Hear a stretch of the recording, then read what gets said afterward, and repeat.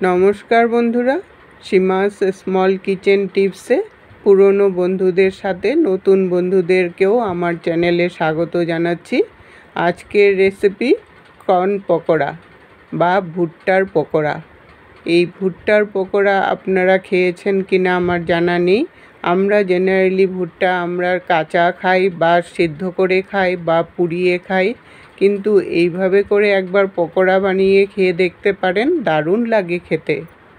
অনেক বাচ্চারা দেখবেন ভুট্টা একদম খেতেই চায় না, তাদেরকে যদি এইভাবে করে একবার পকোড়া বানিয়ে দেন, তারা কিন্তু একদমই বুঝতেই পারবে না এটা ভুট্টা খাচ্ছে না কি খাচ্ছে, ধরতেই পারবে না।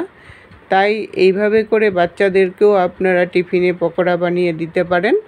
আসুন দেখে নিই আমি ভুট্টা দিয়ে কিভাবে পকোড়া বানিয়েছি। এখন বাজারে কিন্তু বেশ সুন্দর সুন্দর ভুট্টা পাওয়া যাচ্ছে, আর ভুট্টাগুলো বেশ মোটাও থাকে আর বেশ নরমও থাকে আর খুব মিষ্টিও হয়, যার জন্য খেতে কিন্তু খুবই ভালো লাগে। ভুট্টার পাতাগুলোকে ভালো করে খুলে নিতে হবে। ওপরের পাতাগুলো সব খুলে নিয়ে ভিতরে কিন্তু একটা সুতার মতো কতগুলো থাকে, ওগুলোকেও বের করে নিতে লাগবে ভালো করে। বের করে নিয়ে তারপর ভুট্টাটা ভালো করে ধুয়ে নেবেন। ধুয়ে এখন চাকু দিয়ে এইভাবে করে কেটে নিতে খুবই সুবিধা হয় এটা। এইভাবে করে উপর থেকে সুন্দর চাকু দিয়ে দিয়ে ভুট্টার দানাগুলোকে বের করে নিতে পারবেন। সব দানাগুলো এইভাবে আমি বের করে নেব। বের করে নিয়ে তারপর যেই দানাগুলো একটু বড় বড় হয়েছে ওগুলোকে চাকু দিয়ে আরেকটু ছোট ছোট করে দেব, তাহলে রেসিপিটা বানাতেও সুবিধা হবে আর মিশবেও ভালো করে। আমার চ্যানেলে যদি নতুন বন্ধু হয়ে থাকেন, চ্যানেলটাকে সাবস্ক্রাইব করে পাশে থাকা বেল আইকনটাকে ক্লিক করে অল অপশনে ক্লিক করে রাখবেন, সবার আগে নোটিফিকেশন পৌঁছে যাবে আপনাদের কাছে। ফেসবুক পেজ থেকে যদি রেসিপিটা দেখেন তাহলে পেজটাকে ফলো করে নেওয়ার অনুরোধ রইল। এইভাবে করে দুটো ভুট্টাই আমি কেটে রেডি করে নিলাম। ভুট্টাগুলো সব কুচি করে নিয়ে একটা বাটির মধ্যে নিয়ে নিলাম। এটার সাথে কি কি মেশাবো আপনারা ভিডিওটা স্কিপ না করে দেখতে থাকুন।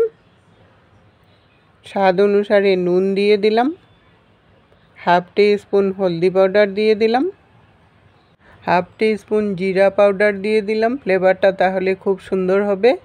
আর হাফ টিস্পুন ধনে পাউডার দিয়ে দিলাম, আর half teaspoon Kashmiri chilli powder দিয়ে দিলাম, কালারটা খুব সুন্দর হবে পকোড়াগুলোর। আধা বাটির মতো ধনেপাতা কুচি দিয়ে দিলাম। ধনেপাতাটা একটু বেশি করে দিবেন, তাহলে খেতে কিন্তু খুব ভালো লাগবে পকোড়াগুলো। আর 1 ইঞ্চি মতো আদা কুচি দিয়ে দিলাম, আর 4টা কাঁচা লঙ্কা কুচি দিয়ে দিলাম। বাচ্চারা যদি খায় তাহলে ঝালটা একটু স্কিপ করতে পারেন, বা আদার জায়গায় কাঁচা লঙ্কাটাও কম করে দিতে পারেন। আদাটা দিয়ে কাঁচা লঙ্কাটা একটু কমিয়ে দিলেও হবে। 1 কাপ বেসন দিয়ে দিলাম, বেসনটা দিলে বাইন্ডিংয়ের কাজ করবে। আর হাফ কাপ চালের গুঁড়ো দিয়ে দিলাম। এই চালের গুঁড়োর জায়গায় আপনারা সুজিও দিতে পারেন, তাহলে ক্রিস্পি হবে। চালের গুঁড়োতেও কিন্তু ক্রিস্পি হবে। এখন সব উপকরণগুলো খুব ভালো করে মেখে নিতে হবে। আমি কিন্তু কোনো জল ব্যবহার করব না, কারণ ভুট্টার ভিতরে একটু জল জল ভাব থাকে। এটা মাখতে মাখতে আস্তে আস্তে জলও বেরিয়ে আসবে, আর ওই জল দিয়েই কিন্তু এটা মাখাটা সুন্দর করে হয়ে যাবে। জল কিন্তু ব্যবহার করতেই লাগবে না। মাখতে মাখতে যখন দেখবেন একটা সুন্দর বাইন্ডিংয়ের মতো সৃষ্টি হয়ে গেছে, একটা পকোড়ার আকারে সৃষ্টি হয়ে গেছে, তখনই বুঝবেন যে মাখাটা কমপ্লিট হয়ে গেছে। আর যদি দেখেন বাইন্ডিংটা সুন্দর করে হচ্ছে না, তাহলে আরেকটু বেসন অ্যাড করে দিতে পারেন এই সময়। আমার কিন্তু পুরো 1 কাপ বেসনই কিন্তু মাখাটা সুন্দরভাবে হয়ে গেছে। দেখুন একটা পকোড়ার আকারেও সৃষ্টি হয়ে গেছে, তার মানে মাখাটা পুরো কমপ্লিট হয়ে গেছে। এখন কড়াই বসিয়ে বেশ কিছুটা পরিমাণে রিফাইন্ড অয়েল দিয়ে দিলাম। আমি রিফাইন্ড অয়েল দিয়ে পকোড়াগুলো ভাজা করব। যেহেতু এটা ডিপ ফ্রাই করব, তাই তেলটা একটু বেশি করেই দিতে হবে। তেলটা গরম হতে হতে এদিকে আমার যে মাখাটা মেখে রেখেছিলাম ওটার মধ্যে হাফ টিস্পুন বেকিং সোডা দিয়ে দিলাম। এই বেকিং সোডাটা দেওয়ার জন্য পকোড়াগুলো একটু খাস্তাও হবে আর বেশ মুচমুচে হবে। এই বেকিং সোডাটা দিয়ে কিন্তু মেখে বেশিক্ষণ রাখবেন না, এটা মাখার সাথে সাথেই কিন্তু ভাজতে হবে। তেলটা গরম হয়ে গেছে। এখন ছোট ছোট করে পকোড়ার আকারে আমি এগুলোকে ভেজে নিব। এই পকোড়ার সাইজগুলো কিন্তু আপনারা আপনাদের খুশি মতো করে নিতে পারবেন, ছোট বড় যে যেমন ভালোবাসেন। ভুট্টা দিয়ে নানান ধরনের সবজিও হয়তো খেয়েছেন বা অন্যরকম কোনো রেসিপি বানিয়েও খেয়েছেন।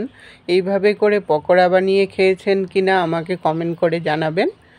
সবগুলো পকোড়া দিয়ে 2-3 মিনিট হওয়ার পর তারপর এক পিঠ উল্টে দিলাম। উল্টে নিয়ে তারপর আবার ওই পিঠ 2-3 মিনিট হতে দেব।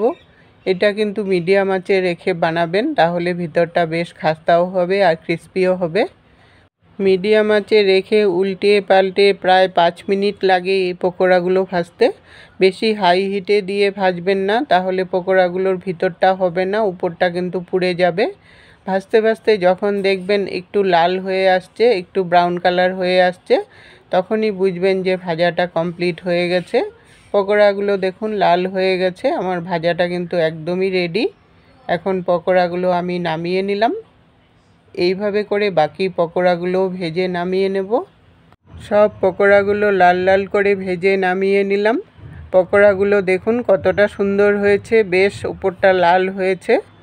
আমার পকোড়ার রেসিপি যদি আপনাদের একটু হলেও মনে ধরে থাকে তাহলে লাইক দিয়ে সবার সাথে শেয়ার করে দিবেন। এটা চাটনি বা কোন সস দিয়েও আপনারা খেতে পারবেন। আমি অবশ্য সস দিয়েই পরিবেশন করলাম। ভিতর থেকে একদম খাস্তা হয়েছে, উপরটা কিন্তু বেশ ক্রিস্পি হয়েছে পকোড়াগুলো। বৃষ্টির দিনে চায়ের সাথে বেশ জমে যাবে এই পকোড়াগুলো। আজকের টিপস, বেসন অনেক দিন ভালো রাখতে হলে একটু কড়াইতে নেড়ে রেখে দিবেন, তাহলে বেসন আর পোকা ধরবে না।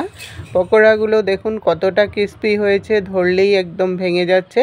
এতক্ষণ সঙ্গে থেকে বহুমূল্য সময় দিয়ে আমার ভিডিওটা দেখার জন্য অসংখ্য ধন্যবাদ বন্ধুরা। আবার দেখা হবে নতুন রেসিপির সাথে। সুস্থ থাকুন, ভালো থাকুন।